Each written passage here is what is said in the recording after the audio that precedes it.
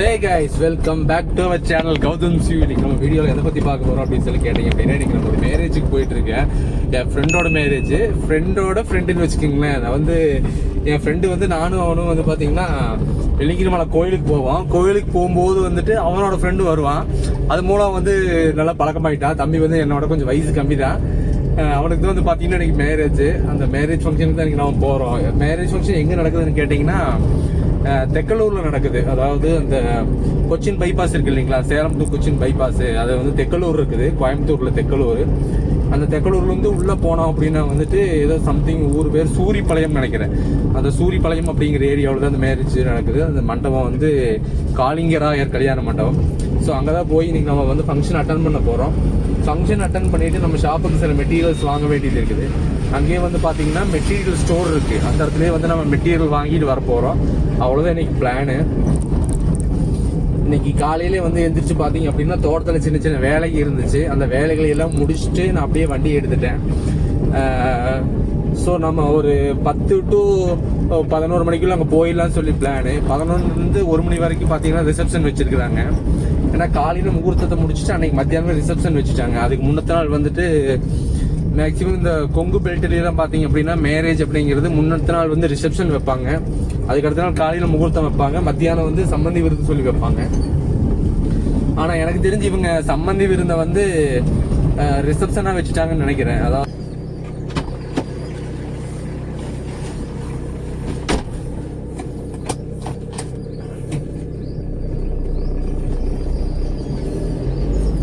Guys பார்த்தீங்க அப்படின்னா கொடுத்துட்டு வந்தாச்சு. அதாவது வந்து பார்த்தீங்கன்னா இங்கே வந்து அண்ணி வீட்டை வந்து பால் வாங்கிட்டு இருக்கிறோம். தினமும் வந்து பார்த்தீங்கன்னா 1/2 லிட்டர் வாங்கிட்டு இருக்குது. அதுக்கு வந்து வாட்டர் கேன் கொடுத்துட்டு வந்தோம். வாட்டர் கேனில் தான் தினமும் வாங்கிட்டு போயிடுவோம். 2 வாட்டர் கேன் இருக்குது. 2 வாட்டர் கேனை கொடுத்துட்டோம் அப்படின்னா அவங்க வந்து பால் ஊற்றி வச்சிருவாங்க. நான் போகும்போது வந்து பார்த்தீங்கன்னா நைட்டு வந்து ஒர்க் முடிச்சுட்டு போகும்போது அந்த பாலை வந்து நான் வாங்கிட்டு போயிடுவேன். அண்டு இன்னைக்கு நம்ம வந்து இங்கிருந்து கிளம்பி அங்கே போய் சேர கரெக்டாக வந்து பார்த்தீங்கன்னா 33 கிலோமீட்டர் நம்ம வீட்டில் இருந்து 33 கிலோமீட்டர் போறதுக்கு வந்து எனக்கு தெரிஞ்சு எப்படி 1 மணி நேரம் ஆயிரும்னு நினைக்கிறேன். ஏன்னா வந்து ரூரல் ஏரியாவில் தான் போகணும். மெயின் ரோடு வந்தால் கூட கொஞ்சம் சருன்னு வந்து டிராவல் பண்ணி போயிடலாம். ஆனால் அது ரூரல் அப்படிங்கிறதுனால வந்து கொஞ்சம் மெதுவாக தான் போகணும். அதுவும் இல்லாமல் இன்னைக்கு நிறைய கல்யாண முகூர்த்தம் இருக்கிறதுனால வந்து பார்த்தீங்கன்னா நம்ம ஏரியா வந்து ஃபுல்லாகவே பயங்கரமான டிராஃபிக்காக இருக்கும். அதனால வந்துட்டு ஒரு ஏவரேஜாக வந்துட்டு நம்மளுக்கு ஒரு 30 கிலோமீட்டர் ஸ்பீடு கவர் பண்ணலான்னு வச்சுக்கோங்களேன். பார்த்தீங்கன்னா நமக்கு வந்து பல்லடம் தாண்டி வந்துட்டோம். பல்லடம் தாண்டி மங்களம் ரோட்டில் போயிட்டு இருக்கிறோம். பார்த்தீங்க அப்படின்னா மங்களம் ரோட்டில் போயிங்க மங்களம் தாண்டி வஞ்சிப்பாளையம் சொல்லிட்டு ஒரு ஏரியா வரும். அந்த வஞ்சிப்பாளையம் தாண்டி லெஃப்ட் கட் பண்ணோம் அப்படின்னா காமநாயக்கம்பாளையம் ரோடு.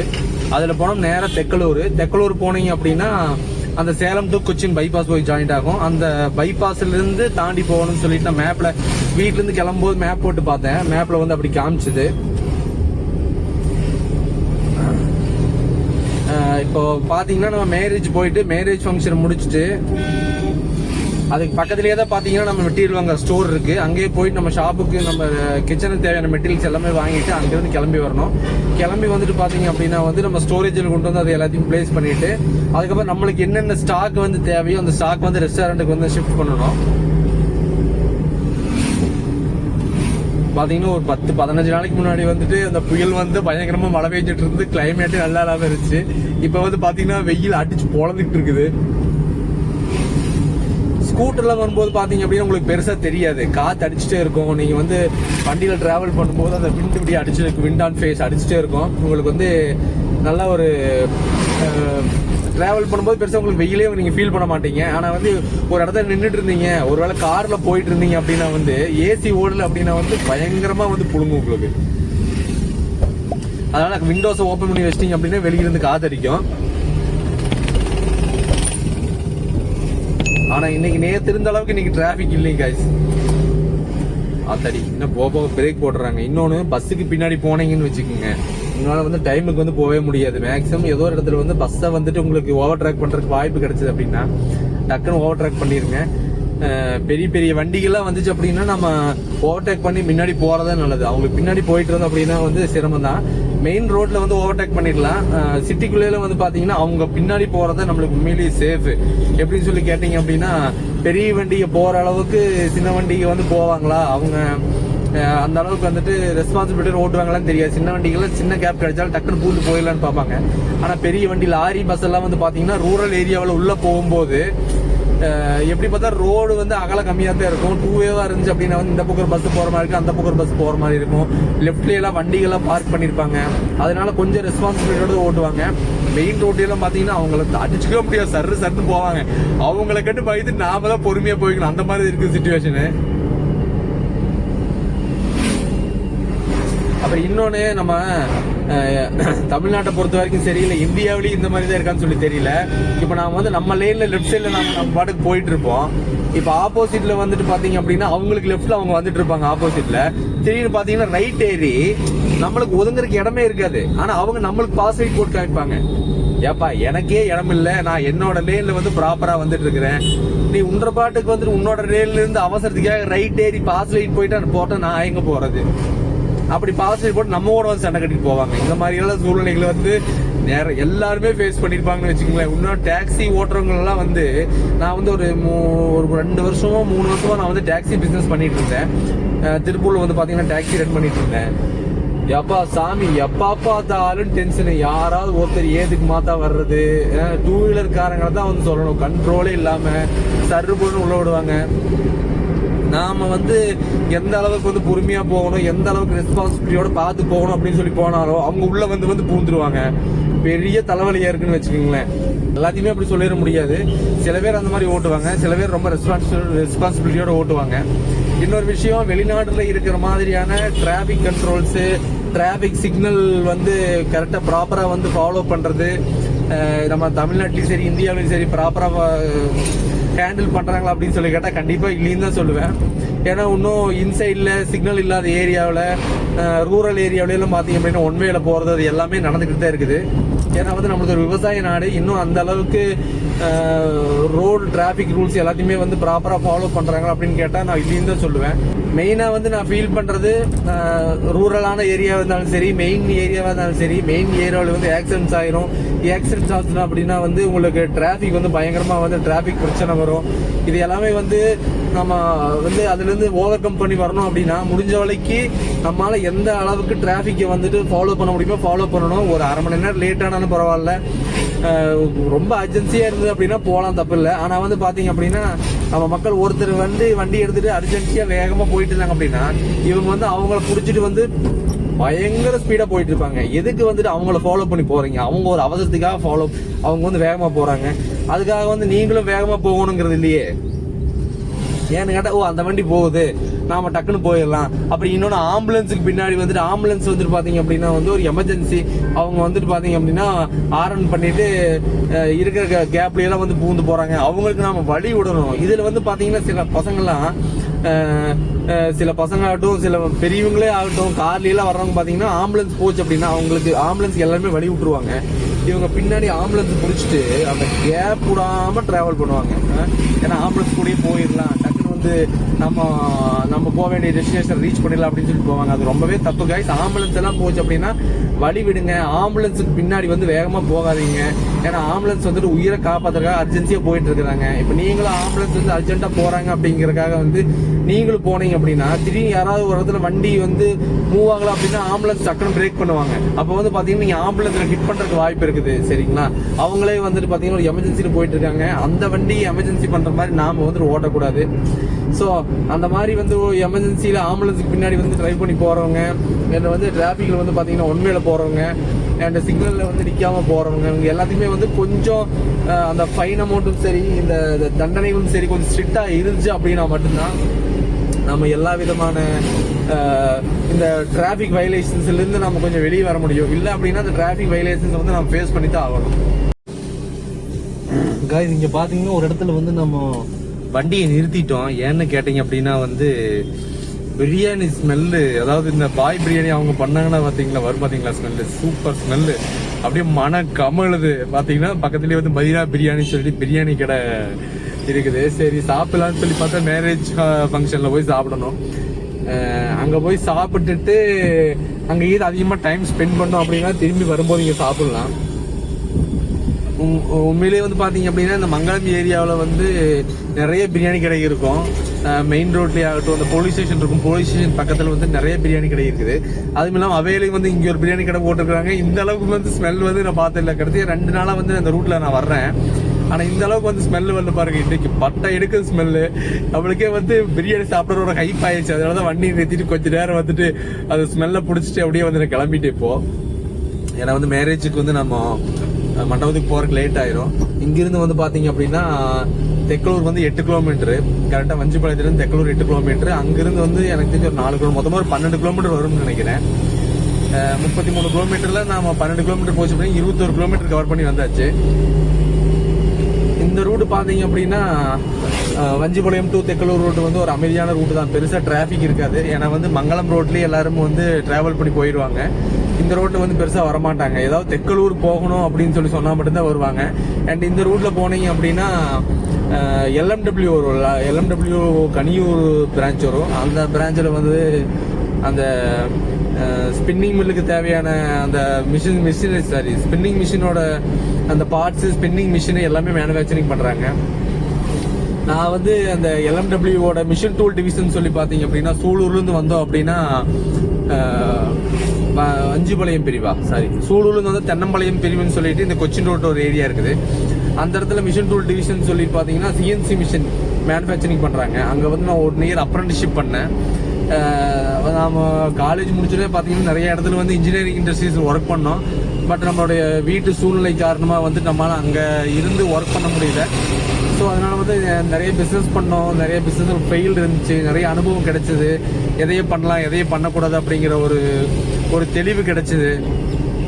அதையெல்லாம் வச்சுட்டு இப்போ நம்ம வந்து நம்ம ஒர்க் பண்ண ஃபீல்ட்லேயே வந்து கொஞ்சம் எக்ஸ்பீரியன்ஸ் நல்லா இருக்கிறதுனால அதையே வந்து நம்ம கையில் எடுத்துக்கிட்டு ரெஸ்டாரண்ட் கிளவுட் கிச்சன் பிஸ்னஸ் பண்ணிட்டு இருக்கோம். ஸ்விக்கி ஜொமேட்டோவில் மட்டும் தான் நம்மளுடைய ஃபுட்டெல்லாம் பண்ணிட்டு இருக்கோம். பீஸா, பர்கர், ஃப்ரைட் சிக்கனு, அதிலே வந்து சிக்கன் ஸ்நாக்ஸ், ரேப்ஸ் இதெல்லாமே பண்ணிட்டு இருக்கிறோம். ஸோ வந்து நல்லா போயிட்டு இருக்கு. ஹீட் டு பீட் அப்படிங்கிற பேரில் வந்து பண்ணிட்டு இருக்கிறோம் பல்லாடம் ஏரியாவில்.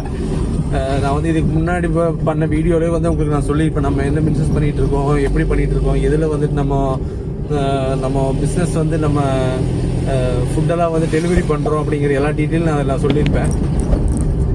பல்லடம் ஏரியாவில், திருப்பூர் ஏரியாவில் இருக்கிறவங்களெல்லாம் பார்த்தீங்க அப்படின்னா ஹீட் டு பீட் ரெஸ்டாரண்ட் போட்டிங்கன்னா உங்களுக்கு மெனு காட்டும். நீங்கள் வேணால் ஆர்டர் போட்டுக்கலாம். ஏன்னா வந்து ஸ்விக்கி ஜொமேட்டோவெல்லாம் அந்தந்த ஒரு கொஞ்சம் தள்ளி இருக்கிற சிட்டியாக இருந்தாலுமே அவங்க வந்து சிட்டியோட ரேடியஸ் வந்து எக்ஸ்டெண்ட் பண்ணி டெலிவரி ஏரியா வந்து எக்ஸ்டெண்ட் பண்ணிட்டாங்க. கிட்டத்தட்ட 15-16 கிலோமீட்டருக்கு ஸ்விக்கி ஜொமேட்டோ டெலிவரி பண்ணுறாங்க. மேக்ஸிமம் யாருமே வந்து இப்போ ஒரு 15 கிலோமீட்டர் அவேவா இருக்கீங்க மெயின் சிட்டியை விட்டு அப்படின்னா, உங்களுக்கு திடீர்னு ஒரு ஃபுட்டு வேணும், மெயின் சிட்டியில் இருக்கிற ஃபுட்டு வேணும் அப்படின்னு நீங்கள் 15 கிலோமீட்டர் டிராவல் எடுத்து போகணும்.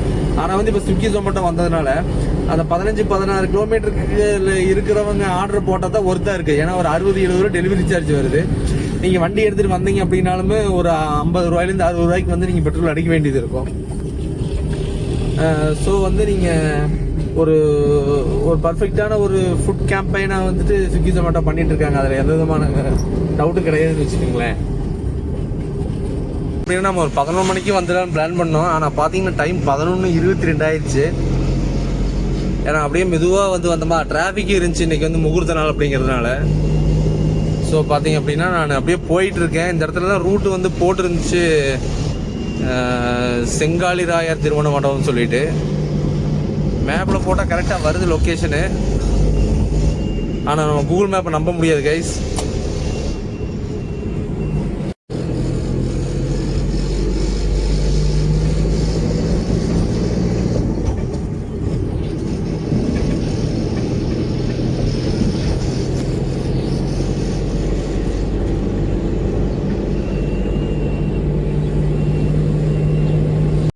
கைஸ் இதில் பார்த்தீங்க அப்படின்னா ஒத்தையடித்த பாதை போகுது, உங்களுக்கு தெரியுதான்னு தெரியல. பார்த்தீங்க இந்த இடத்துல போகுது பார்த்தீங்களா ஒத்தையடி பாதை. அதில் வந்து போகிற மாதிரி மேப் காமிக்குது. ஆனால் அதுக்கு அடுத்து தாண்டி ஒரு லெஃப்ட்டில் வந்துட்டு உள்ளே போகிற மாதிரி காமிக்குது. நம்ம அதிலே போயிடலாம். இது வந்து பார்த்தீங்கன்னா இங்கே காட்டுக்குள்ளே போகுது. நீங்கள் தோட்டத்து சாலைக்கு போகிற ரோடு மாதிரி தெரியுது. அதான் நான் சொன்னேன் பார்த்தீங்களா, இந்த மேப்பை நம்ப முடியாதுன்னு. ஸோ அதனால இன்னொரு ஆப்ஷன் எடுப்போம். அந்த மேப்பில் வந்து பார்த்தீங்கன்னா நம்ம ரூட் அதிலே வந்து மார்க் பண்ணி காமிச்சிருக்கும்ல, அடுத்தடுத்து ஏதாவது ஆப்ஷனல் ரூட் இருக்கான்னு சொல்லிட்டு. அதனால அதுக்கடுத்த ஆப்ஷனுக்கு நான் போயிட்டு இருக்கிறோம். போயிட்டு அந்த ரூட்டில் போக முடியல அப்படின்னா வேறு வழியே இல்லை, அதில் தான் போயாகணும். சரி பார்க்கலாம் அந்த ரூட் எப்படி இருக்குன்னு சொல்லிட்டு. அது மேக்ஸிமம் எனக்கு தெரிஞ்சு ரோடாக இருக்குன்னு தான் நினைக்கிறேன். அந்த மாதிரி தான் வந்து கொடுத்துருந்தாங்க, தெளிவாக தான் இருந்துச்சு ரோடு. இந்த ரோடும் பார்த்தீங்க அப்படின்னா தெளிவாக இருந்துச்சு. ஆனால் நம்ம ரூட்டில் பார்க்கும்போது பார்த்தீங்கன்னா ரோடாக இருந்துச்சு. அந்த ரோடும் பார்த்தீங்கன்னா தெளிவாக தான் இருந்துச்சு. மேப்பில். ஆனால் வந்து நம்ம நார்மலாக பார்க்கும்போது தோட்டச்சாலைக்கு போகிற மண்ணு தர மாதிரி இருந்துச்சு. ஆனால் இப்போ நம்ம பார்த்தது வந்து மேப்பில் வந்து ஆக்சுவல் ரோடு மாதிரி தெரியுது. ஆனால் போனால் எப்படி இருக்குன்னு அங்கே போய் பார்த்தா தான் தெரியும். பார்த்தீங்கன்னா சின்ன ரோடாக போகுது, எங்கே போகும்னு தெரியல. ஆனால் வந்து தார் ரோடு தான் போட்டிருக்காங்க. ஒருவேளை முன்னாடி வந்து ரோடு சிறுசாக இருந்துட்டு உள்ளே போக பெருசாகுமான்னு தெரியல. உள்ள வீடுகள் நிறையா இருக்குது. நீங்கள் சைடில் பார்த்தீங்கன்னா தெரியும், பில்டிங் எல்லாம் இருக்குது. செங்காலிராய திருமண மண்டபம் அப்படின்னா கோயில் மண்டபம்னு நினைக்கிறேன். கோயில் இருக்கும், அங்கேயே வந்து பார்த்தீங்கன்னா முகூர்த்தத்தை முடிச்சுட்டு ரிசப்ஷன் வைக்கிறாங்கன்னு நினைக்கிறேன். ரோடு பார்த்தீங்கன்னா உங்களுக்கே தெரியும், அளவான ரோடு. ஐயோ, இதுலேயே வேறு வண்டி வருதப்பா. ஓகே, எனக்கு தெரிஞ்சு அவங்க வந்து அங்கேயே ஒதுங்கிவாங்கன்னு நினைக்கிறேன். ஏதோ கல்யாணத்துக்கு வந்த கூட்டம் தான் நினைக்கிறேன். ஓகே, அவங்க விலகி கொண்டார்கள். ஆமாம் ஆமாம் ஆமாம் ஆமாம், கரெக்டாக வந்து பார்த்தீங்கன்னா அந்த இடத்துல விலகிறதுக்கு இடம் இருந்துச்சு, அதனால அவங்க விலகிட்டாங்க.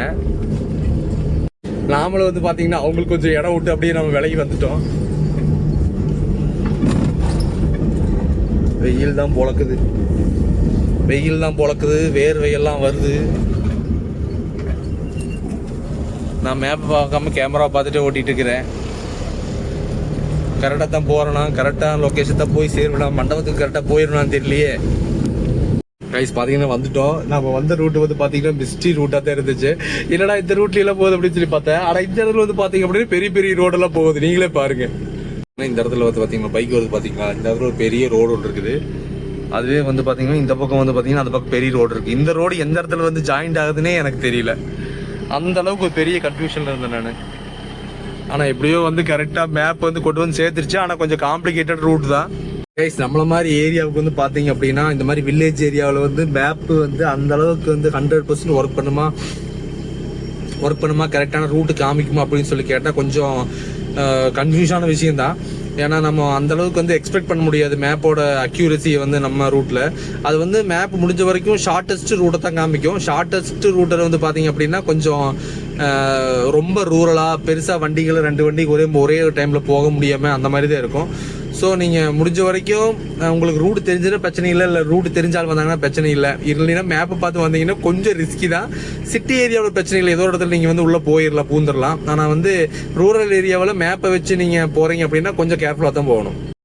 இது வ்ளாக்ல ஓட போகிறேன். ஆமாம்,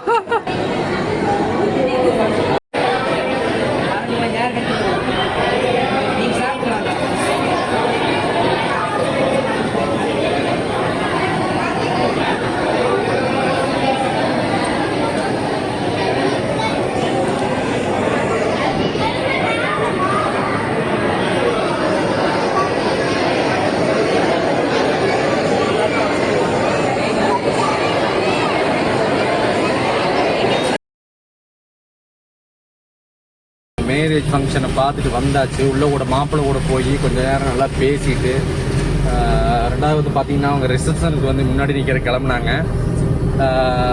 கொஞ்சம் பெரியவங்கெல்லாம் வந்துட்டு முன்னாடி போய் ஃபோட்டோ எடுத்து முடிச்சோடனே நானும் போய் அவங்க கூட ஃபோட்டோ எடுத்துட்டு நம்ம விஷயத்தை சொல்லிட்டு வந்து அங்கேருந்து கிளம்பியாச்சு. கிளம்பிட்டு நல்லா சாப்பிட்டு ஐஸ்கிரீமு பீடான்னு சொல்லிட்டு எல்லாமே வந்து கொடுத்தாங்க. சாப்பிட்டு முடிச்சுட்டு நாம் வந்து நம்ம ஒர்க்கை பார்க்குற கிளம்பிட்டோம். பார்த்தீங்க அப்படின்னா நேராக போய் நம்ம மெட்டீரியலை பர்ச்சேஸ் பண்ணிவிட்டு நம்ம வீட்டுக்கு கிளம்ப போகிறோம். அதுதான் கைஸ் இன்னைக்கு வேலை. இன்னைக்கு விளாக் அவ்வளோதான், நான் இதோட நான் முடிச்சுக்கிறேன். அண்ட் வந்து சில கிளிப்ஸ் அண்ட் ஃபோட்டோஸை வந்து நான் உங்களுக்கு இதில் ஆட் பண்ணியிருப்பேன், நீங்கள் பார்த்துருப்பீங்க. கைஸ் அவ்வளோதான் இந்த video. You guys in another video. Bye.